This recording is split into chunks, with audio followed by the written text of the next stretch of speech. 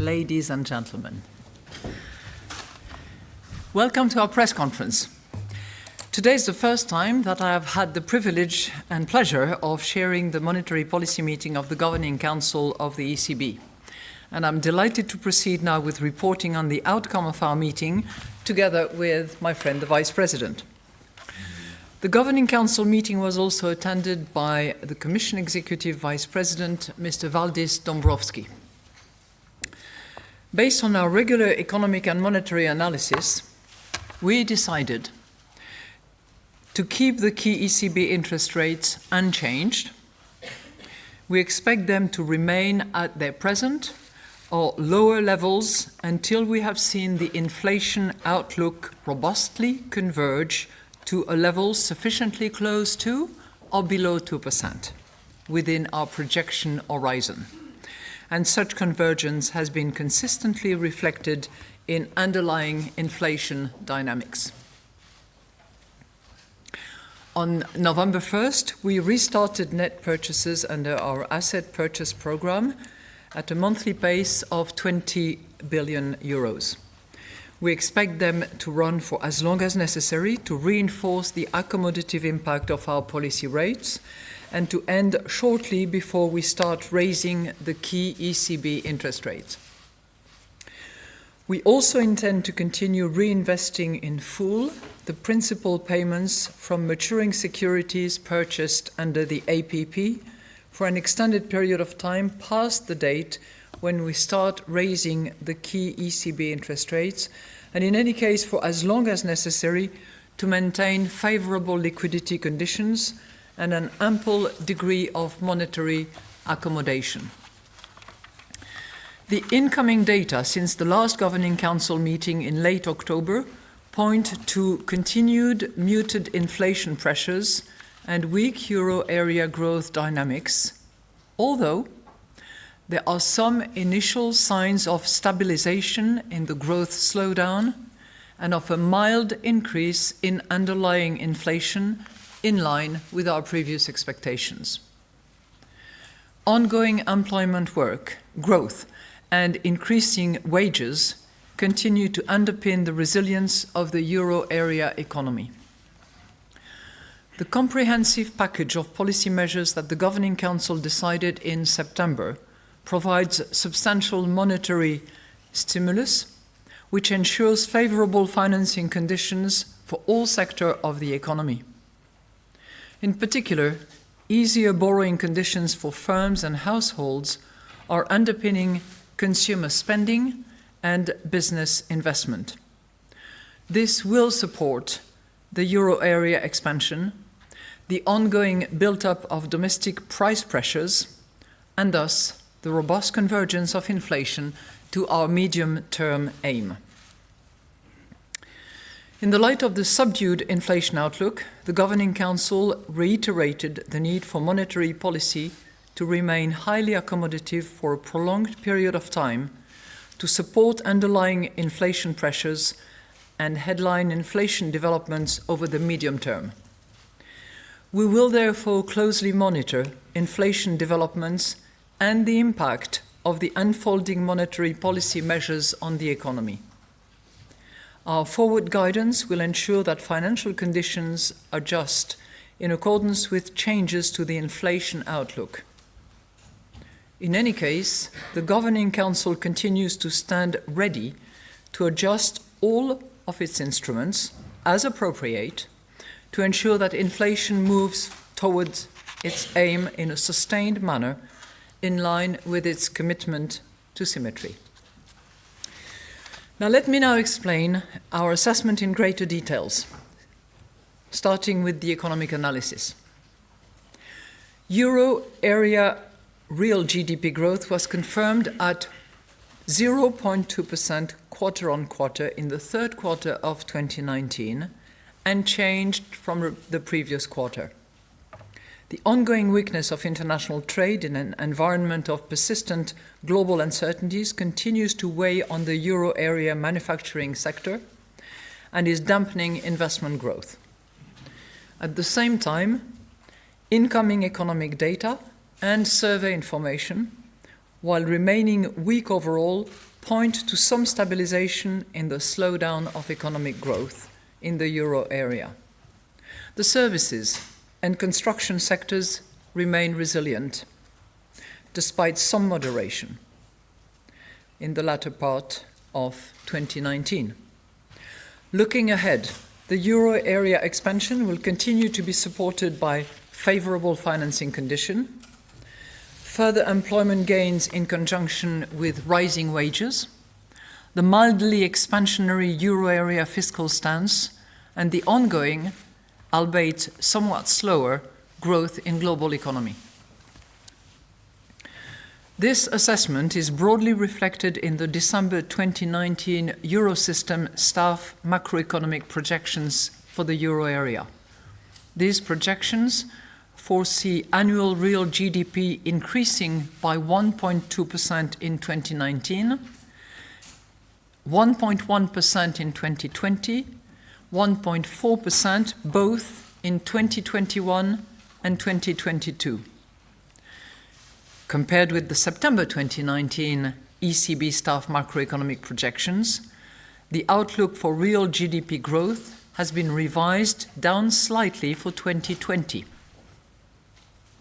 The risks surrounding the euro area growth outlook related to geopolitical factors, rising protectionism and vulnerabilities in emerging markets remain tilted to the downside, but have become somewhat less pronounced.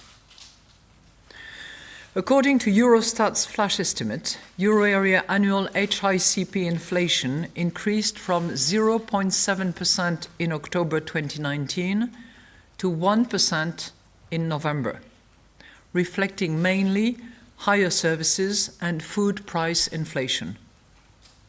On the basis of current futures prices for oil, headline inflation is likely to rise somewhat in the coming months. Indicators of inflation expectations stand at low levels. Measures of underlying inflation have remained generally muted, although there are some indications of a mild increase in line with previous expectations. While labour cost pressures have strengthened amid tighter labour market, the weaker growth momentum is delaying their pass-through to inflation. Over the medium term, inflation is expected to increase, supported by our monetary policy measures, the ongoing economic expansion, and solid wage growth. This assessment is also broadly reflected in the December 2019 Eurosystem staff macroeconomic projections for the euro area, which foresees annual HICP inflation at 1.2% in 2019, 1.1% in 2020, 1.4% in 2021, and 1.6% in 2022. Compared with the September 29 ECB staff macroeconomic projections, the outlook for HICP inflation has been revised up slightly for 2020 and down slightly for 2021, mainly driven by the expected future path of energy prices. Turning now to the monetary analysis, broad money M3 growth stood at 5.6% in October 2019, unchanged from September. Sustained rates of broad money growth reflect ongoing bank credit creation for the private sector and low opportunity cost of holding M3 relative to other financial instruments. The narrow monetary aggregate M1 continues to be the main contributor to broad money growth on the component side.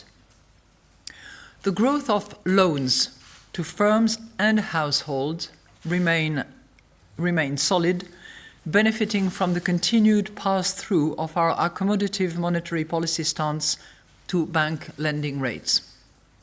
The annual growth rate of loans to non-financial corporations increased to 3.8% in October, compared with 3.6% in September, while the annual growth rate of loans to households continued on its gradual upward path, reaching 3.5% in October.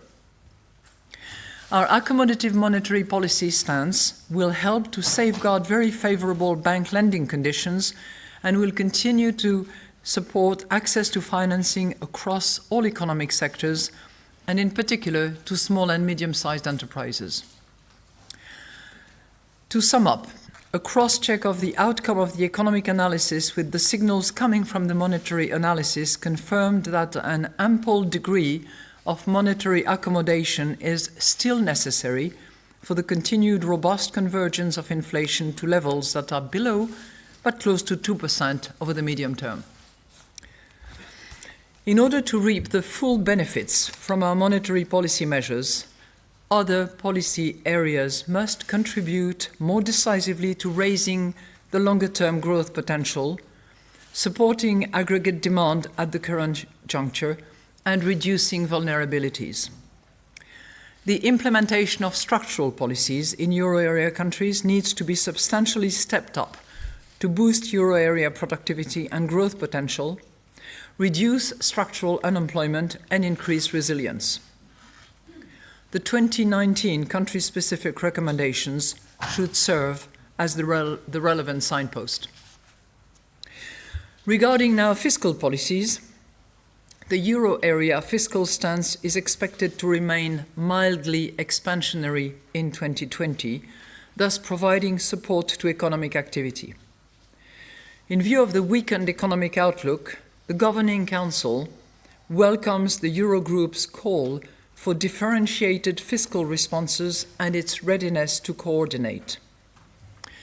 Governments with fiscal space should be ready to act in an effective and timely manner. In countries where public debt is high, governments need to pursue prudent policies and meet structural balance targets, which will create the conditions for automatic stabilizer to operate freely.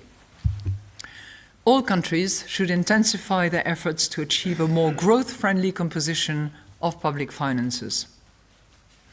Likewise, the transparent and consistent implementation of the European Union's fiscal and economic governance framework over time and across countries remains essential to bolster the resilience of the euro area economy.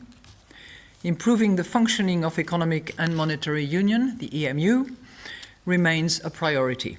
The Governing Council welcomes the ongoing work and urges further specific and decisive steps to complete the banking union and the capital markets union. Now, we are now together with the Vice President available for your questions, but before that, I'm going to take just a couple of minutes of your time to tell you a few things. One is each and every president has his or her own style of communicating. So I know some of you are keen to compare and rate or rank. I will have my own style. So as I said before, don't overinterpret, don't second guess, don't cross-reference. I'm going to be myself and therefore probably different. Point number one.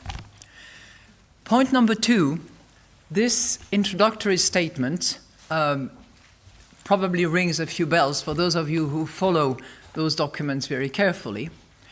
But some of you will be disappointed that it does not include anything having to do with the strategic review. It is intended to be that way.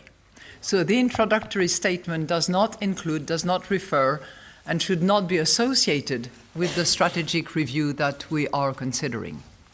And I'll be happy to give you, I can do that now actually if you want, a little bit of my thinking and our collective thinking of this on the strategic review, because I know that it is of interest to some of you. So, shall I do that now? Yeah, that's easier. And then you can ask questions. So first of all, there is nothing unusual or extraordinary about having a strategic review. I actually consider for myself that it's a little bit overdue. Legitimately so, because there were many other things to do. But the last strategic review was in 2003. It's been 16 years since there has been a strategic review. So it's quite legitimate to have a strategic review at this point in time. Second, that strategic review needs to be comprehensive, needs to look at all and every issues, will turn each and every stone, and will take its time, but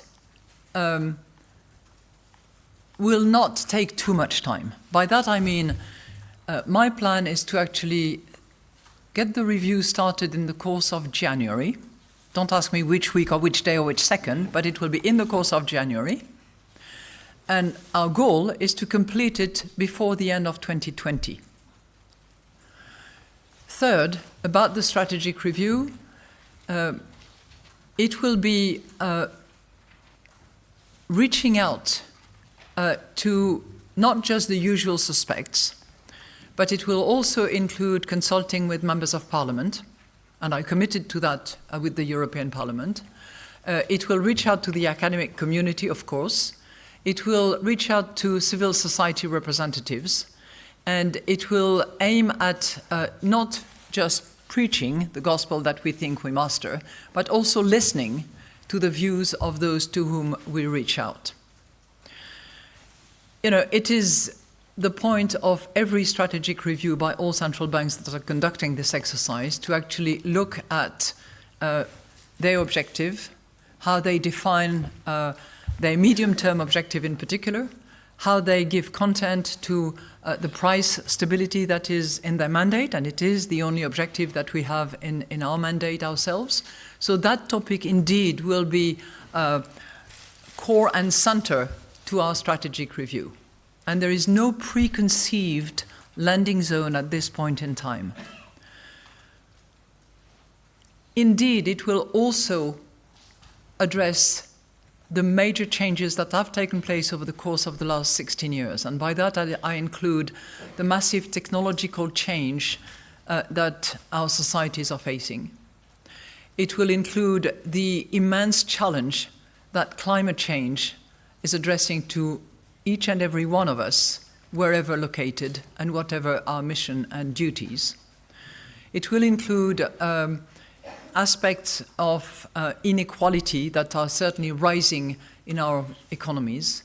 And all of those will be addressed with a view to exploring each and every corner of the business that we conduct as a central bank to see how those businesses are affected and how we can take them into account to better respond to the mission that we have and to deliver on our mandate, serving the euro area citizens and delivering on the mandate of price stability. So that's on the strategic review. And if you have additional point that I can answer, I will, but I will not go into much further details when it comes to the substance, because the framework has not yet been completely agreed and discussed with members of the Governing Council, and I have certainly made a point of my tenure to include members of the Governing Council and to seek their views and their consideration before any decision is made. With that, I have huge respect for the work that you do. You are a main audience for the central bank. You're not the only audience. And I would also encourage you not to try to sort of draw too much conclusions or decisive findings from communication that I would address to different audience with a slightly different language in order to be maybe better understood by those who do not have your level of skills and in-depth knowledge of the matters that we deal with. With that, I'm happy to take questions. Christine is going to monitor that. And when I don't know, I will tell you that I don't know. But maybe you will know. We'll start with Mr. Canepa. Francesco Canepa, Reuters. So my first question is about the inflation forecast that you just read out.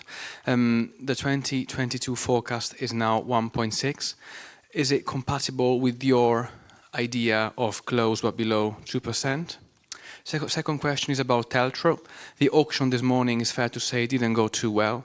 Banks took out fewer loans than the ones they are set to repay. So that undoes some of your work in terms of adding excess liquidity into the system via QE. So what do you make of the auction, and how concerned are you about this low take-up? Thank you. Thank you very much. One thing that the introductory statement does not specify, but you will find it, I'm sure, in the findings of the Eurosystem macroeconomic forecast, is that in our 2022 forecast for inflation, while the entire year is forecast at 1.6%, the fourth quarter is at 1.7%. So directionally, it is slightly increasing over the course of 2022 forecast that we have for inflation. Is it satisfactory? It's certainly directionally good, but is it the aim that we pursue? No, indeed. On TLTRO, my recollection of what was taken this morning was something like 97.3 billion euros, which is a little less than what was coming for maturity. Do I regard that as half success, half failure? Neither. I would tell you two things. One is, I think we have 7 auctions in the course of this TLTRO 3-2, to be precise. So I would not draw conclusion from this one. I would wait a little bit, particularly given the fact that this one is taking place at year end. And at year end, you close your book, there are many considerations that come into play. So I would not draw too many conclusions from this one. I would have preferred it to be a little bit higher, closer to 120 than to 100. But we'll look carefully at the next one. Thank you. Mrs. Klimowski.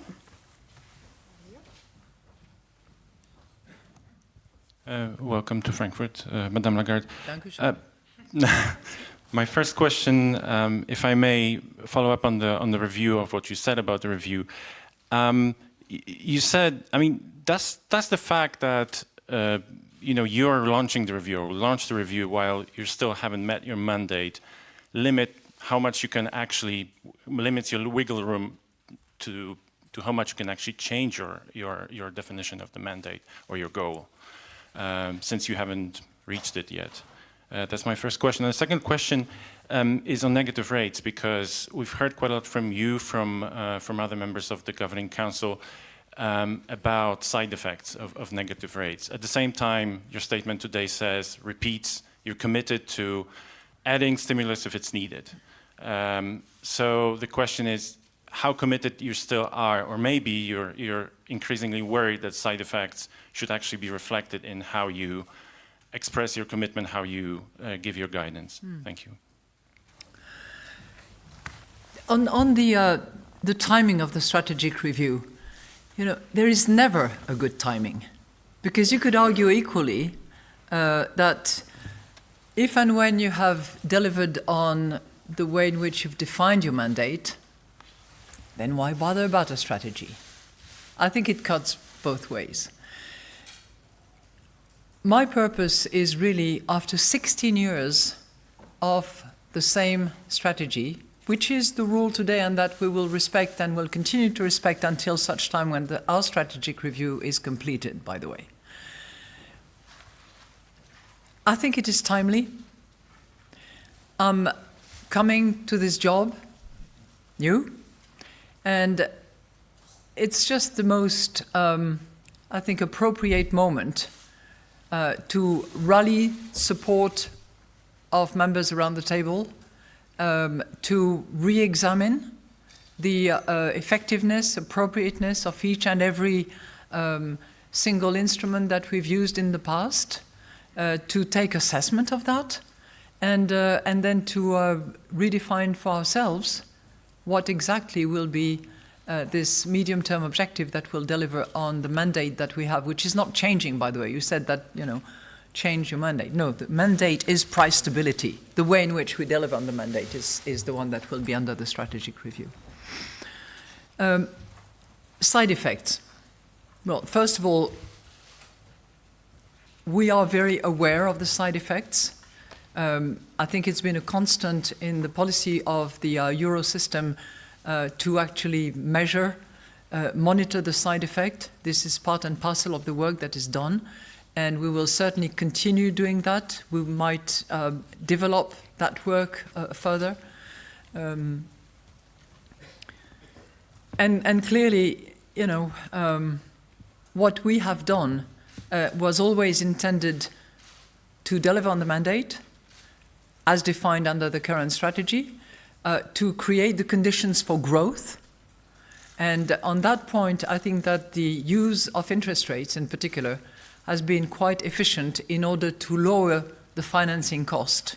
And that clearly seems to have worked and seems to work properly when I look at the increase in the volume of financing both for the non-corporate finance and for the households. When I look at the decrease in the cost itself, I think that this is a policy that works. Now, the side effects are a preoccupation, there's no question about that, and we would not be doing our job if we were not monitoring and being extremely attentive to that balance of cost-benefit of such measures.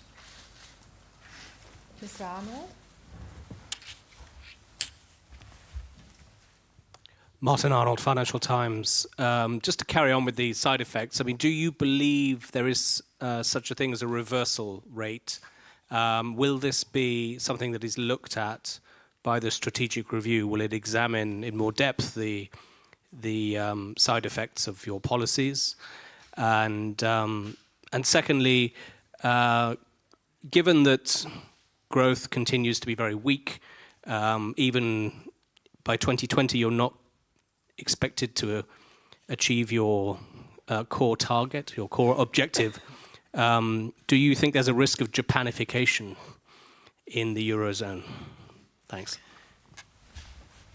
On the first point, the reversal rate.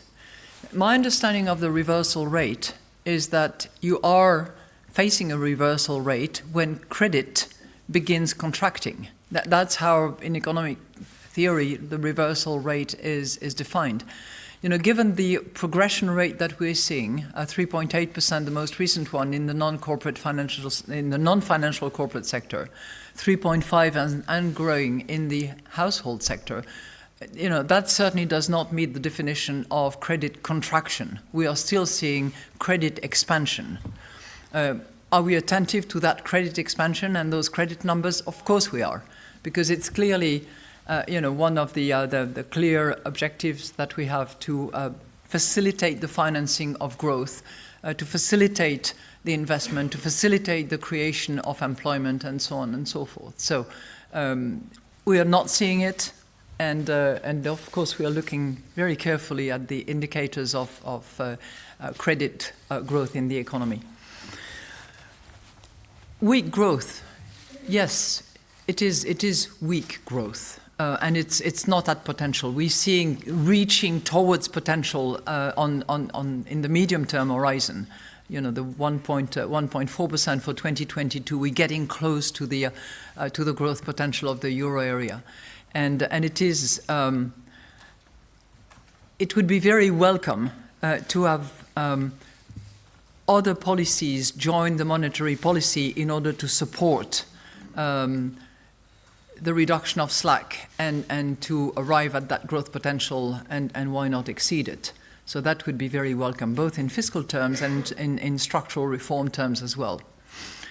Japanification, I don't think that we are there at all. And I think that there is certainly from the enterprise credit, there is a major difference between the situation that Japanese enterprises are, or Japanese households are, relative to the situation of the euro area equivalents. And I don't think that Japanification is in the cards at all. Ms. Bufacchi? Isabella Bufacchi from Sole 24 Ore. If I may, I have two questions and go back to the toolbox and negative rates. As Governor Ignazio Visco from the Bank of Italy said in a recent interview with Handelsblatt, I'm more in favor of asset purchases compared to negative rates. The impact of negative interest rates is small and with potential negative side effects, as we said. The impact of asset purchases is larger and more widespread. What is your opinion on this comparison? And then, if I can go back to what you said just now, the welcome of fiscal policy, I've recently asked influential US CEO how you viewed fiscal policy and monetary policy in the relationship. And he told me that there is nothing wrong for a central banker to sit at the table with ministers and to discuss with ministers about growth and what can be done. And he said, well, they decide, I do A and B, and you do C and D. And this, he said, doesn't put in danger the independence of a central banker. What is your opinion on that? Thank you. All right. On the toolbox, I'm not going to revisit the past. Number one, policy decisions that were made stand and were re-endorsed yet again. And my view of it is that they form a package. There were several components to that package, and I think that the intention was for some of the measures, such as the interest rate, to actually have an impact on the short-term end of the yield curve. The forward guidance that was also part of the package that gives a clear calendar and induces an automatic adjustment depending on the state of the economy. Also gives is intended to have an impact on the medium-term end of the curve. And the asset purchase program that was reinitiated is intended to have an impact on the long end of the yield curve. Based on what we are seeing, all three seems to have had their impact, and certainly it has been perceived as such. So I'm not going to dissect between each and every item of the package. I think that they are there together. The two-tier system was clearly an additional attribute in order to deal with some of the negative effects that you've referred to, and is also part and parcel of the package. I wouldn't take a view on one element or the other. On the other point that you made, to me it is critically important that a central bank be independent, and that in all its operations, behaviors, its independence be respected and be valued. But what you described to me is a policy mix of first order, except that I would put A, monetary, because this is our shop, B, fiscal, because that's the next possible tool that can be used, and C, structural reforms. So it takes many to actually dance the economic ballet that would deliver on price stability, but also employment and growth. I don't see anything wrong with policymakers actually agreeing that they're going to make the efforts that they can in order to reach their respective goals. Mr. Fairless? Thank you. Tom Fairless from the Wall Street Journal.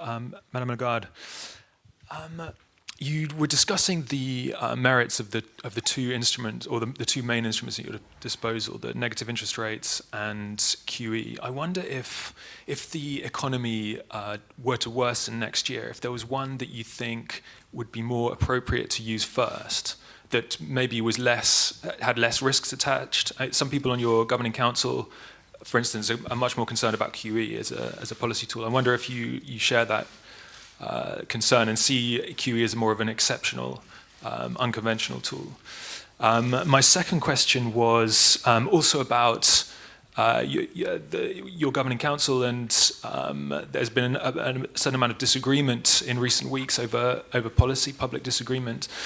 Your predecessor was worried about publicly challenging the ECB's decisions. Is this a concern that you share, that if national central bank governors criticize the ECB's decisions, that could be harmful for the institution? Thank you. I see exactly where you're trying to get me. But, once and for all, I'm neither a dove nor a hawk. And my ambition is to be this owl that is also often associated with a little bit of wisdom.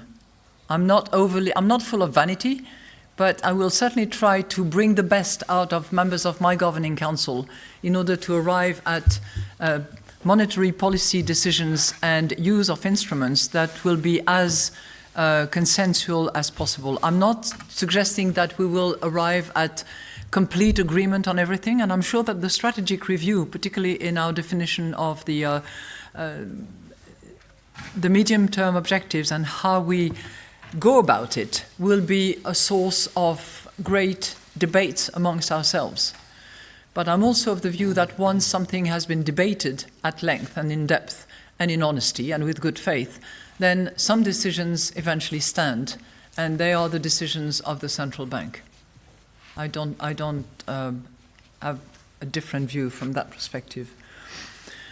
Are some unconventional tools better than others? This is also something that we will be assessing as part of the strategic review, because I think that we need to look in retrospect and assess what has been most helpful, what has worked best, what combination of them has worked best. I don't think that I would reduce it as you have to interest rates or unconventional measures, because I think within those unconventional measures you have a variety of things that allow to target better, to also give a better indication of time. I think in that respect the forward guidance is also a very interesting set of components that anchors into time, that gives a sequence, that gives enough clarification to something that by nature is going to be a little bit ambiguous nonetheless. But it introduces this element of mechanicity or automaticity in how things are restated in the course of time. Ms. Weisbach? Madame la Présidente, Annette Weisbach, CNBC. I have two questions as well. One on perhaps a bit of a technical issue, whether you think that these market-based inflation expectations are actually, because there's a big gap between them and what you are expecting. And if you're deciding on monetary policy, what are you looking at, market-based, or what are you expecting? Mm-hmm. And then a second one on the economic outlook, because clearly there's some silver lining on the horizon from what I'm hearing from you, but what makes a big difference might be the trade conflict. So how realistic and how optimistic are you that we get some more positive impact from a resolution here, and perhaps also a cyclical recovery if we are very optimistic? On your technical discussion of the measure of inflation, depending on whether you measure HICP inflation as is with or without food and oil prices, or whether we use market-based instrument or survey-based instruments. I think we need to look at all of them. We need to look directionally where it's heading. I think I very strongly believe in the trends and in the direction. I know that we are all concerned, and I'm concerned as well, with the 0.1 more or less in that direction, but directionally I think that we are seeing some consistent move. And, as part of the strategic review, I also think that we will have to look into that, because inflation perceptions can differ as well. I mean, markets have their own assessment and measurements for that. Households have a different perceptions. Some of the national central banks in the euro system are actually paying close attention to that and are trying to measure those components as well. The whole debate of whether or not we take housing into the measurements and what portion of housing, and how do we dissect between the asset value of the land and the actual use of the premises. Those are tricky technical questions that we will have to look at, and on which we should also take a view, because you're right, quite a difference between the various perceptions, anticipation, expected inflation, depending on how we measure it. So I would say at this point in time, we take all of it into account. I personally, and I don't know if Philip would agree with that or if Luis, you would agree with me, but we look at directionally whether we are sort of consistent between the various measurements.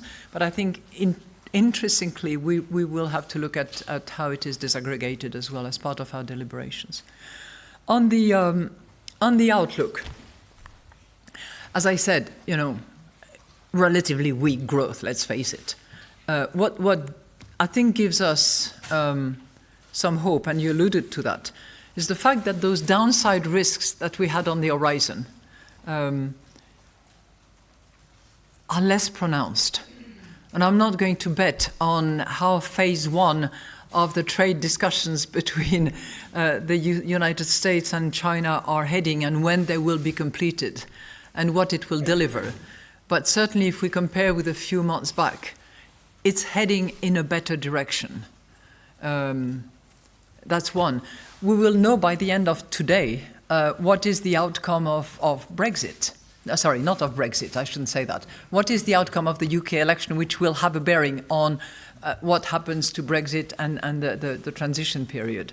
So that's also an element of uncertainty that is probably loosening and that will give us a bit more clarity as to the environment in which we operate. So that's that's encouraging, let's put it that way. Mr. Schroers?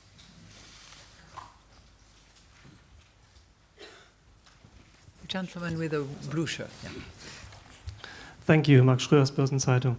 My first question is also on the review. You said that it will include an assessment of the instruments used in the past, of the benefits and the risks. Will it also include a discussion about other instruments that could be used in the future, like buying equities, helicopter money, or something like that, only to be prepared in case it's needed in the future? And the second one is on the digital euro and the discussion about central bank digital currencies. A statement recently to ECOFIN said that the ECB in the future needs to be prepared in case it's needed. How exactly is this work proceeding within the ECB? And do you expect a digital euro in the coming years, for example, in the next 8? Thank you. For the instruments, I think it is completely legitimate to take stock and to assess the effectiveness and the efficiency of the various instruments one by one, taken together, and what leverage they have exercised and what result they have delivered. As to the future, I think it's going to be for the Governing Council to actually define how, as part of the framework, we will be considering those. I see very much the strategy as a house that we build, stone by stone, one after the other, and I think that's one element that will have to be decided by the Governing Council. On the digital currency, first of all, I would like to pay tribute to somebody who is leaving at the end of the year, who has been instrumental at the ECB and way beyond to help us understand a bit better and with more clarity the difference between the bitcoins of this world, the stable coins, and the digital currency. And by that I mean Benoît Cœuré, who has been a member of the Governing Council, a member of the Executive Board of the ECB, and who is finishing at the end of this year. He committed a paper which was commissioned, if I recall, by the G7, but he also very ably participated in a paper that was prepared by the ECB, that was distributed by Vice President Guindos at the last ECOFIN, if I recall, which has the benefit in 3 pages, and I think that's a huge challenge, to draw the line between what we are talking about, between the bitcoins, the stable coins, and the digital currency.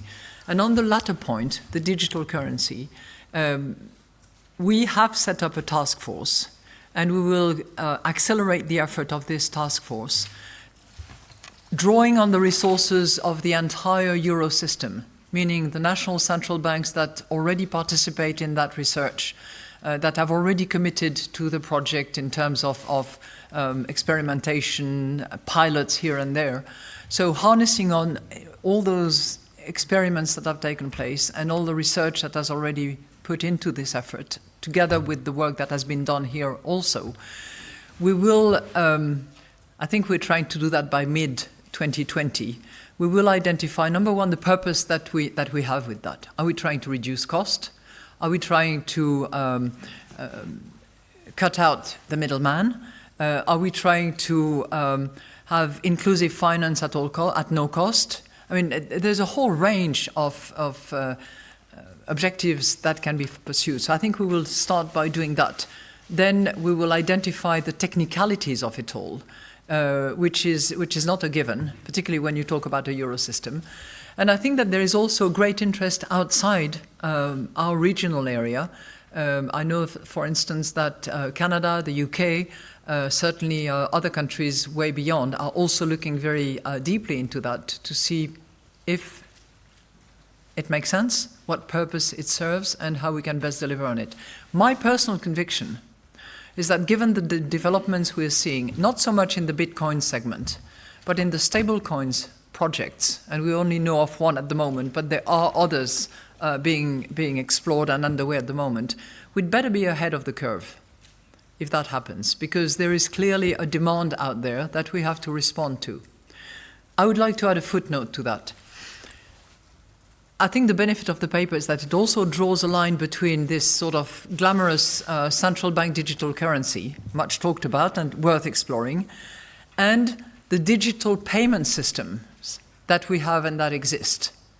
You know, we have several items that are completely digitalized, that are not at the front end, and that, you know, the bank's clients do not perceive as being in operation, but where settlement and clearings are actually taking place instantly, thanks to the digital payment system that have been put in place, notably within the euro system. So on those digital euro systems that exist, some of which need a better take-up by some of the members of the system, I will continue to push, because I think we have something which is really worth developing and encouraging. And I'm talking here about TIPS and PEPs and all those acronyms that I should not be using, but I don't know what they stand for. All I know is that they deliver in digital terms the operations of clearing and settling, sometimes in one single operation. Thank you. Mr. Siakantaris.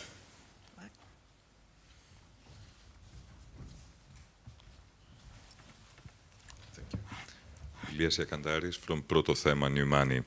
Madam President, the ECB is running a very accommodative policy, despite the fact that the Eurozone unemployment rate has gone back down to pre-crisis levels. What does this suggest about the magnitude of the output gap in the Eurozone? And what are the specific signposts that the Governing Council is looking for in order to gauge the amount of the remaining slack? And if you allow me a question on Greece. Greece is delivering above average growth for years now, and quite high primary surpluses. However, and it has re-established market access. However, the problem is that it's still hampered by bailout era restrictions. I'm referring to not directly participating in QE or the ceilings in banking portfolios of Greek bonds. Do you think that there is something that the European Central Bank could do in order to transmit its impulse to the Greek banking system and, in a way, increase bank lending faster? Thank you. On your first point, and concerning the use of our various instruments in order to deliver on our mandate, we have one objective, and that's price stability as defined under the strategy as it stands today. So that's the goal, that's the aim, and that's what we're pursuing. I wouldn't venture too much into this theory of the output gap, how much slack there is, how much slack there is not. And, you know, informed by good discussions that I've had with colleagues on the other side of the Atlantic, including at the Fed, they had, I mean, they now say actually that they had strongly underestimated the slack of the employment market. And at 7.5%, do we still have some? My hunch is that we do. But I would not guess estimate on that particular front. I think we tend to get it more often wrong than right. And that's not passing our judgment on the forecasting ability of the ECB, because I think that we do actually have more trust in our forecast. On Greece, well, first of all, I would like to compliment Greece. Greece has been a long story for me in other capacities, and I'm really delighted to see the progress and to see the recovery and to see the results. It's very impressive, both on growth and on the primary surplus. And I had my views on that. Don't need to repeat them. You know, the various public purchase programs of the ECB are subject to eligibility criteria. And they're also for the benefit of the entire euro system and all people in the euro area. So my guess is that as soon as Greece reaches those eligibility criteria, it will become eligible instantly to those programs. Until such time, we have to respect the eligibility criteria and we have to play by the rules. Mr. Brack?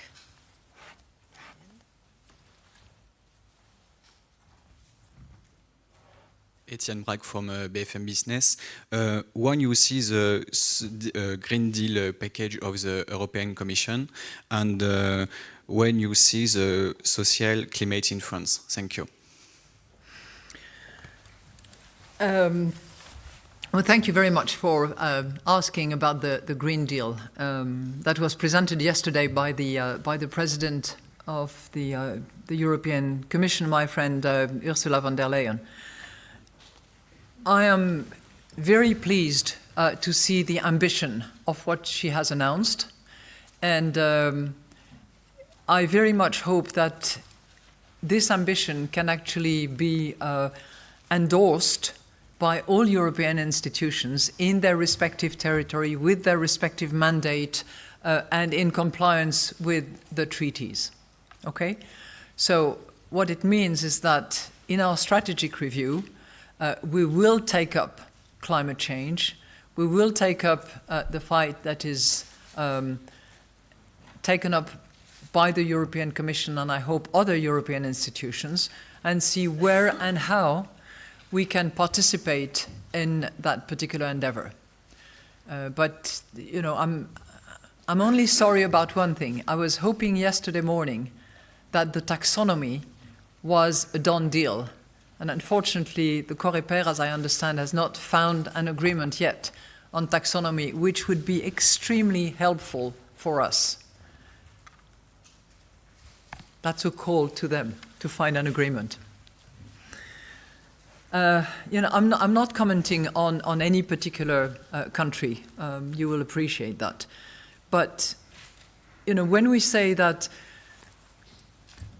we want to deliver on our mandate, we also know that monetary policy is going to be supported and boosted by other policies, amongst which the structural reforms that will improve productivity, that will improve growth, creation of employment, certainty of the economic players. So in that respect, clearly reforms are a necessary component of addressing the future. Ms. Mastrobuoni?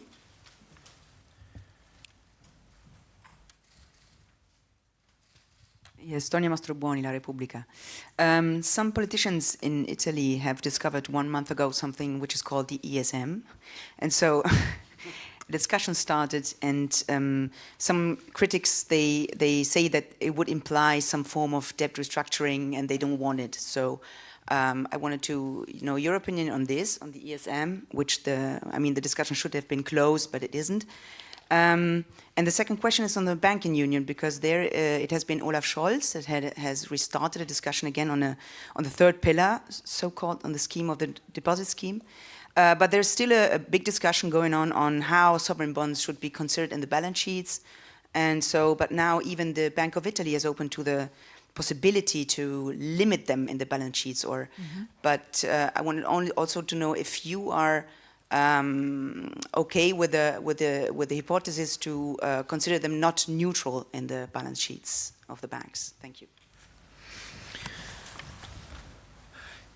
You know, on the European Stability Mechanism, and I'm saying it on purpose rather than ESM, because I think each and every word actually matters. It's about stability. It's a mechanism that is that would be in place if completed and if embedded in the treaty, and it's European. So it's nothing that is intended to disrupt, to damage, or to hurt any particular member of the euro area.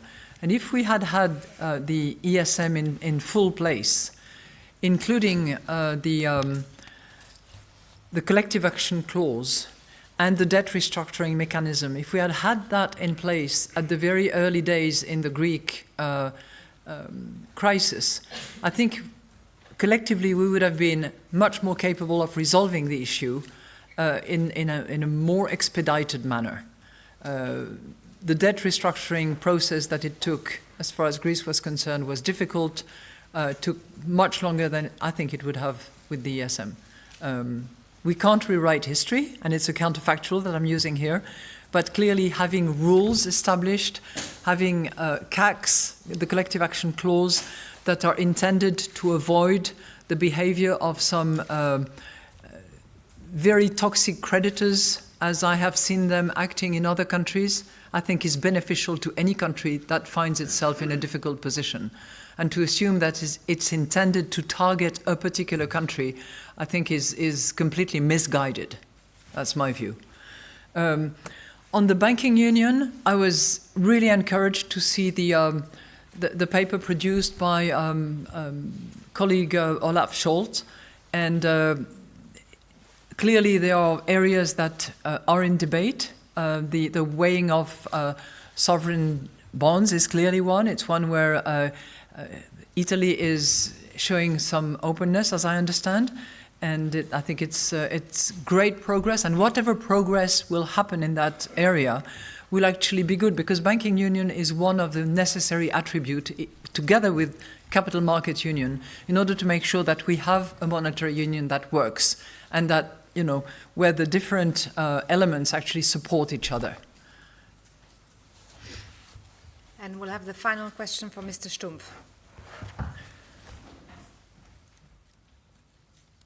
Hi, I'm José Stumpf from Expansión. I would like to know if the Governing Council has discussed at all the limits of the APP program in this meeting, or if it is planning to do it so in a near future, or it is something more for the strategic review. Thank you very much. You only have one question? Yeah. Okay. Everybody has two. I was surprised. Because my answer is very quick. No, we have not discussed it. Voila. So thank you very much, and I'll see you next year. So happy holidays, Merry Christmas, and whatever you celebrate, I hope you are happy and making other people around you happy.